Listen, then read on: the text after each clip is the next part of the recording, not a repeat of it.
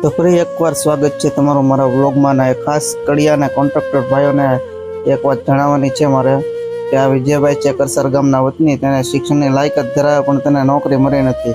તો તેની આર્થિક પરિસ્થિતિ ખરાબ હોવાના કારણે તે આ મજૂરી કામ કરે છે અને તેનાથી મજૂરી કામ પણ થતું નથી. તેથી કડિયાના કોન્ટ્રાક્ટર ભાઈઓ તેને કોઈ લઈ જતું નથી, પણ જે એનાથી બની શકે તેટલું કામ કરે છે. અને તમારે બને તેટલા દાડી આપો, એને 300 રૂપિયા આપો, 400 રૂપિયા આપો, તો લઈ લે છે. કાંઈ બોલતા પણ નથી. તો બધાને વિનંતી કરું છે કે આ વિજયભાઈને કામે તમે લઈ જાઓ, તેથી તેનું ગુજરાન ચાલ્યા કરે.